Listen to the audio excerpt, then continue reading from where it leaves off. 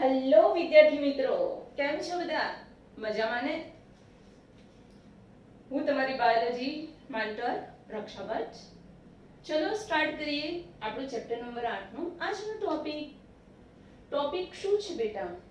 આ topic generally VSQ ખાલી જગ્યા અને MCQ રિલેટેડ છે. કોષના આકાર 2 માર્ક્સના પ્રશ્નમાં પૂછાય એવો પ્રશ્ન છે. આદિ કોષ કેન્દ્રીય કોષોના ઉદાહરણ પણ VSQ MCQ માટે છે અને આદિ કોષ કેન્દ્રીય કોષોના આકાર પણ 2 માર્ક્સમાં પૂછી શકાય એવો નાનચુકડો પ્રશ્ન છે. Okay, clear? તો આજનો સેશન મસ્ત છે, મજા આવશે. ચલો આવી જાઓ બચ્ચાઓ. ઓકે, તો કોષોના કદ, રચના અને આકાર શું સરખા હોય? ના. દરેક કોષો કદ, રચના અને આકારમાં ભિન્નતા દર્શાવે છે, વિવિધતાપણું દર્શાવે છે. ક્લિયર? સૌથી નાનો કોષ કોનો છે? જવાબમાં આવે માઇકોપ્લાઝ્મા. મોસ્ટ ઇમ્પોર્ટન્ટ, નીટ માટે પણ બોર્ડ માટે પણ માઇકોપ્લાઝ્મા સૌથી નાનામાં નાનો કોષ છે. સૌથી નાનામાં નાનો બેક્ટેરિયાનો કોષ માઇકોપ્લાઝ્મા છે. શું? બેક્ટેરિયા. કેવા? કોષ દિવાલ વિહીન બેક્ટેરિયા. આ નીટનો એમસીક્યુ. બેક્ટેરિયાને કોષ દિવાલ હોય છે, પરંતુ આ જે માઇકોપ્લાઝ્મા છે એને કોષ દિવાલ નથી, તો એને કોષ દિવાલ રહિત બેક્ટેરિયા કહે છે. કોષ દિવાલ વગરના બેક્ટેરિયા નામ છે એનું માઇકોપ્લાઝ્મા. બરાબર છે? કેટલો કદ છે? 0.3 માઇક્રોમીટર. મ્યુ એમ આનો મતલબ શું થાય બેટા? માઇક્રોમીટર. યાદ રાખવાનું. સૌથી નાનામાં નાનો કોષ કયો છે? તો જવાબમાં આવે માઇકોપ્લાઝ્મા. માઇકોપ્લાઝ્મા એટલે સૌથી નાનામાં નાના બેક્ટેરિયા જેને કોષ દિવાલ નથી. બરાબર છે? ઓક્સિજનની ગેરહાજરીમાં પણ જીવે છે. ક્લિયર? ઓકે, તો કોષ દિવાલ વગરના બેક્ટેરિયા છે સૌથી નાના. કદ છે એનો 0.3 માઇક્રોમીટર. સેટ કરી દેજો બેટા અહીંયા. ઓકે, ચલો બીજું, સામાન્ય બેક્ટેરિયાનું કદ કેટલું હોય છે? 3 થી 5 માઇક્રોમીટર. સામાન્ય બેક્ટેરિયાનું કદ 3 થી 5 માઇક્રોમીટર હોય છે. સૌથી મોટો અલગીકૃત કોષ કયો? ઇમ્પોર્ટન્ટ. સૌથી મોટો અલગીકૃત કોષ હોય, જવાબમાં આવે શાહમૃગનો અંડકોષ. શાહમૃગનો અંડકોષ એ સૌથી મોટો અલગ કરેલો કોષ છે. શાહમૃગ જે ઈંડો મૂકે છે બેટા, શાહમૃગ જે ઈંડો મૂકે છે, બરાબર છે? ક્લિયર? એ મોટામાં મોટો કોષ છે. ક્લિયર? ઇમ્પોર્ટન્ટ. પછી આવ્યું મનુષ્યના રક્તકણ નો વ્યાસ કેટલો? જવાબમાં આવે 7 માઇક્રોમીટર. મનુષ્યના રક્તકણનો વ્યાસ છે 7 માઇક્રોમીટર. જો ત્રિજ્યા પૂછે, પરીક્ષામાં ત્રિજ્યા પૂછે તો શું આવશે? 3.5 માઇક્રોમીટર. કારણ કે ત્રિજ્યા વ્યાસથી અડધી હોય. હે ને બેટા? ક્લિયર? યાદ રાખવું કે મનુષ્યના રક્તકણનું કદ કેટલું? 7 માઇક્રોમીટર. સૌથી લાંબામાં લાંબો કોષ કયો? ચેતાકોષ.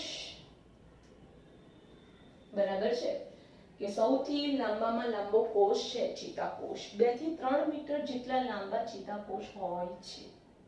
નાના પણ હોય, મોટા પણ હોય. ક્લિયર? ઓકે, સમજી ગયા? ખાલી જગ્યા, VSQ અને MCQ માટેની આ ઇન્ફોર્મેશન હતી. બરાબર છે? સૌથી નાનો કોષ કયો બોલો? માઇકોપ્લાઝ્મા. શું છે? કોષ દિવાલ રહિત બેક્ટેરિયા. કદ કેટલું? 0.3 માઇક્રોમીટર. સામાન્ય બેક્ટેરિયા કેટલા? એનું કદ 3 થી 5 માઇક્રોમીટર. એના પછી આવ્યો સૌથી મોટો અલગીકૃત કરેલો કોષ. શું આવશે જવાબ બેટા? શાહમૃગનો અંડકોષ. પછી આવ્યું મનુષ્યના રક્તકણનું કદ 7 માઇક્રોમીટર. ત્રિજ્યા પૂછે, વ્યાસ પૂછે તો 7 માઇક્રોમીટર. બરાબર છે. અને ત્રિજ્યા પૂછે તો બેટા 3.5 માઇક્રોમીટર.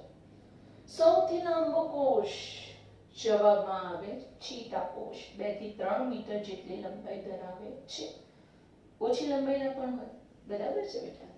હવે આવી ટોપિક કોષના આકારો. ઓકે, કે સજીવોમાં કયા કયા આકારના કોષો જોવા મળે છે. તો બિંબાકારના આ જે આકાર દોર્યો છે બેટા, બિંબ આકાર છે. બીજું છે બહુકોણીય, બહુ એટલે ઘણા બધા, કોણીય એટલે ખૂણાવાળા. આ જે છે એ ઘણા બધા ખૂણા ધરાવતા કોષો છે અને બહુકોણીય કહી શકાય. બરાબર છે. ઘણા બધા ખૂણાવાળા કોષો બહુકોણીય. ઘનાકાર, ચોરસ આકારના ચોરસ આકારના કોષો ગોઠવાયેલા હોય તેને ઘનાકાર કોષો કહેવાય. સ્તંભાકાર કોષો, લાંબા થાંભલા જેવા. બરાબર છે. આ કોષને સ્તંભાકાર કોષો કહેવાય. આ કોષોમાં કોષ કેન્દ્ર મધ્યથી સહેજ નીચે આવેલું હોય છે. પછી આવે બેટા તંતુમય કોષો, લાંબા તાંતણા જેવા કોષો. અને પછી આયા અનિયમિત આકારના કોષો, આપણા જે શ્વેત કણો છે બેટા, WBC, એક સતત પોતાનો આકાર બદલે છે. બરાબર છે. અનિયમિત આકારના કોષો છે. જવાબમાં આવે શ્વેત કણો. આ નીટ માટેનો પ્રશ્ન છે. બરાબર છે.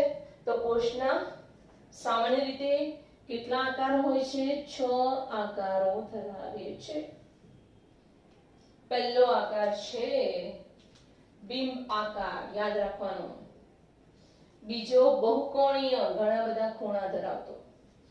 ત્રીજો બેટા ઘનાકાર. ચોથો સ્તંભાકાર. પાંચમો તંતુમય અને છઠ્ઠો અનિયમિત આકાર. એકદમ મસ્ત રીતે બેટા તૈયાર કરો. ઓકે, સરસ.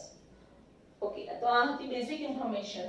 હવે આપણું નેક્સ્ટ ટોપિક છે આદિકોષ કેન્દ્રી કોષો, જેને પ્રોકેરિયોટિક કોષો કહેવામાં આવે છે. સૌપ્રથમ આદિકોષ કેન્દ્રી કોને કહેવામાં આવે? સમજાવો. બેક્ટેરિયાને જાણતા હશો.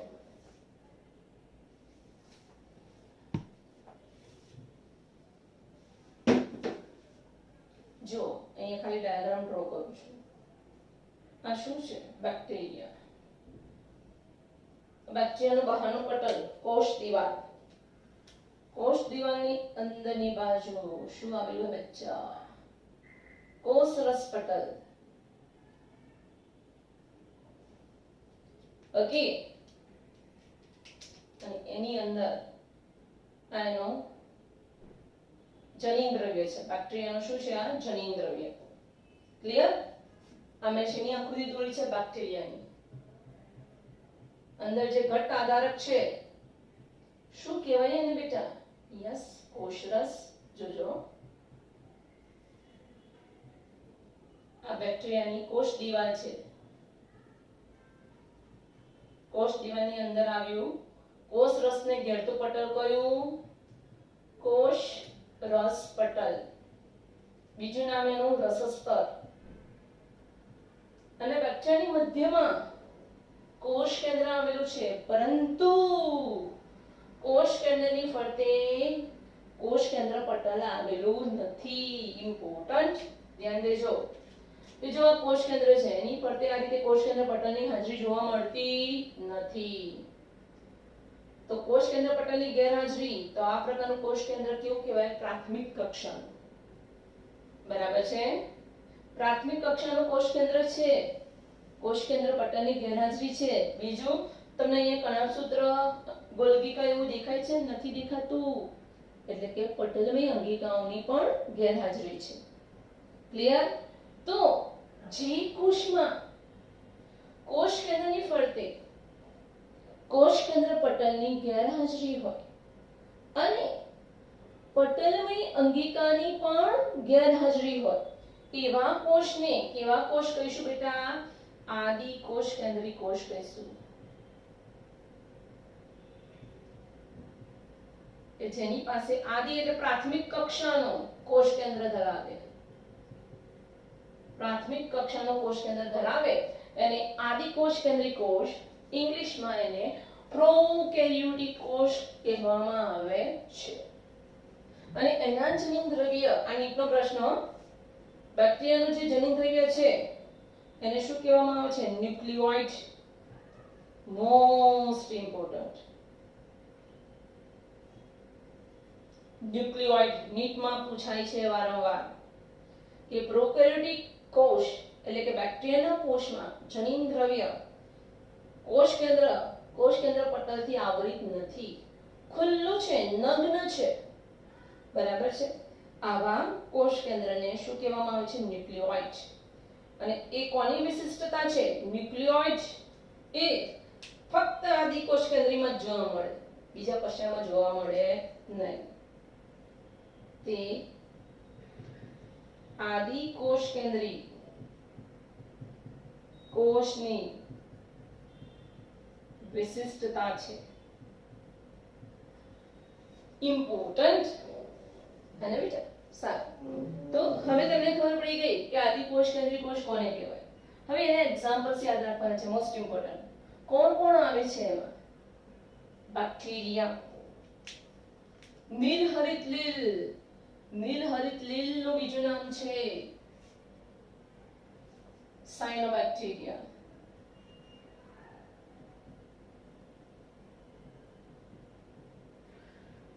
ઇંગ્લિશમાં નીલહરિત લીલને કહેવાય blue green algae, BGA.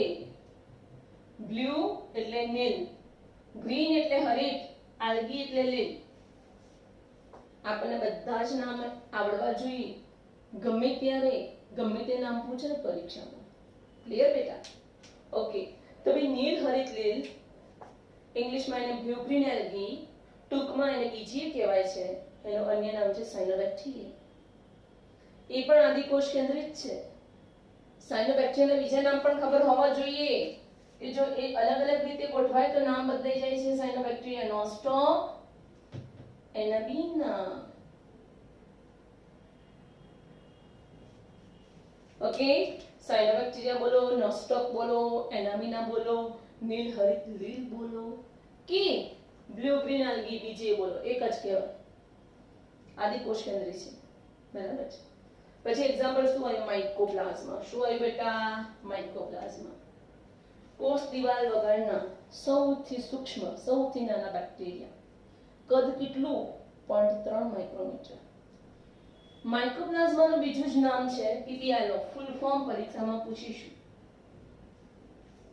PPLO. PPLO. Okay, pleuro pneumonia like organism. Full form બોલો, ચલો 3 વાર બોલો. PPLO. PPLO નહીં બોલવાનું, એનું ફૂલ ફોર્મ બોલવાનું છે. યસ, PPLO નું ફૂલ ફોર્મ છે pleuro pneumonia like organism. P for pleuro, બીજો P pneumonia, L for like, O for organism. PPLO. કોનું નામ છે? માઇકોપ્લાઝમાનું બીજું નામ છે. ઇમ્પોર્ટન્ટ. સમજ પડી ગઈ? ક્લિયર? ઓકે. તો અહીં આપણને શી ખબર પડી? જે આદિકોષ કેન્દ્રી કોષ છે એકદમ સૂક્ષ્મ કદના છે. જો 0.3 માઇક્રોમીટર. આ બધા સુકોષ કેન્દ્રીના કોષ છે, કદમાં મોટા છે બેટા. જો 7 માઇક્રોમીટર. આ સૂક્ષ્મ કદના છે. ક્લિયર? તો આદિકોષ કેન્દ્રી કોષો નાના હોય છે અને સુકોષ કેન્દ્રી કરતા ઝડપથી કોષ વિભાજન પામે છે. મોસ્ટ ઇમ્પોર્ટન્ટ કે એ લોકોનો કોષ વિભાજનનો સમય કેવો હોય? ટૂંકા ગાળાનો. એક્ઝામ્પલ આપું. ઈ કોલી જાણો છો?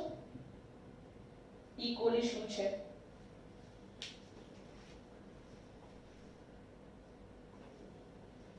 જાણો છો ઈ કોલી શું છે? ઇસ્ચેરિચિયા કોલી.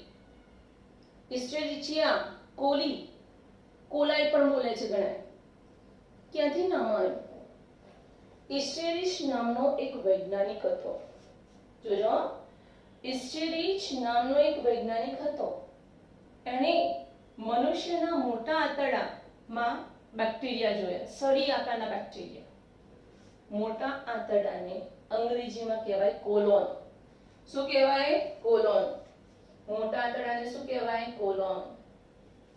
તો ઇસ્ચેરિચ નામના વૈજ્ઞાનિકે મનુષ્યના મોટા આંતરડામાં સળી આકારના બેક્ટેરિયા જોયા. મોટું આંતરડું એટલે કોલમ, એની અંદર ઇસ્ચેરિચ નામના વૈજ્ઞાનિકે સળી આકારના બેક્ટેરિયા જોયા એટલે નામ પડી ગયું ઇસ્ચેરિચિયા કોલી. ઇસ્ચેરિચિયા એ પ્રજાતિનું નામ છે, વૈજ્ઞાનિકના નામ પરથી નામ પડી ગયું ઇસ્ચેરિચિયા. અને મોટા આંતરડામાં જોવા મળ્યા એટલે જાતિનું નામ પડી ગયું કોલી. કોલાઈ પણ કહે છે, ઇંગ્લિશમાં એને ઈ કોલી આ રીતે લખાય. સમજ પડી? ક્લિયર થાય છે બેટા? ઓકે. તો ઈ કોલી નામ ક્યાંથી આવી ખબર પડી? આ બધું જ આપણને આવડવું જોઈએ. તમે ફ્યુચરમાં ગમે ત્યાં ઇન્ટરવ્યુ આપવા જાઓ ને તો તમને ઈ કોલી નામ ક્યાંથી આવે આવું પૂછે, આપણે આવડવું જોઈએ બેટા. ઓકે, સારું. ચલો, તો આ ઈ કોલી છે એનો કોષ 20 મિનિટમાં ડબલ થઈ જાય છે. ઇમ્પોર્ટન્ટ કે ઈ કોલી માં કોષ વિભાજન છે. એક કોષમાંથી બે કોષ. તમે કોષ વિભાજન બોલો કે પ્રજનન બોલો, એક કોષી સજીવોમાં પ્રજનન એ જ કોષ વિભાજન છે અને કોષ વિભાજન એ જ પ્રજનન છે. બરાબર છે? ઈ કોલી પણ એક જ કોષનું બનેલું છે. એ 20 મિનિટમાં ડબલ થઈ જાય છે. એક કોષમાંથી બે, પછીની 20 મિનિટમાં બેમાંથી 4. એટલે કહી શકાય કે આદિકોષ કેન્દ્રી કદમાં નાના હોય છે અને સુકોષ કેન્દ્રી કરતા ઝડપથી કોષ વિભાજન કરે છે. ક્લિયર? આવડે બેટા? એકદમ મસ્ત છે, મસ્ત ટોપિક છે બેટા. સારું, હવે નેક્સ્ટ ક્વેશ્ચન આવ્યો, આદિકોષ કેન્દ્રી કોષોના આકારો. કયા કયા આકારો ધરાવે છે એ જોઈએ. 4 મુખ્ય આકાર. કેટલા આકાર બચ્ચા? 4 મુખ્ય આકાર. પહેલો છે બેસિલસ, દંડાણુ. જો અહીંયા ડ્રો કરું છું, અમે દોર્યું એ શું છે? બેસિલસ આકાર છે, દંડાણુ. ઓકે, સળી જેવા બેક્ટેરિયા કહેવાય. કેવા કહેવાય? સળી જેવા બેક્ટેરિયા, લાંબા પાતળી સળી જેવા બેક્ટેરિયા. બેસિલસ કહેવાય, દંડાણુ કહેવાય. તમને ખબર છે કયા બેક્ટેરિયા બેસિલસ આકારના છે? હિન્ટ આપો. દૂધમાંથી દહીં કોણ બનાવે? બોલો. યસ, દૂધમાંથી દહીં કોણ બનાવે? લેક્ટોબેસિલસ. તો એનો આકાર સળી આકાર છે. ઓકે, એક્ઝામ્પલ છે લેક્ટોબેસિલસ. આપણને કેવી રીતે ઉપયોગી છે આ બેક્ટેરિયા? દહીં બનાવે છે. શેમાંથી? દૂધમાંથી. એનો આકાર કેવો છે? બેસિલસ. યાદ રાખવાનો, ઇમ્પોર્ટન્ટ. બીજું કોકસ, ગોલાણુ. આકાર ડ્રો કરું છું. ગોલાણુ એટલે ગોળ આકાર.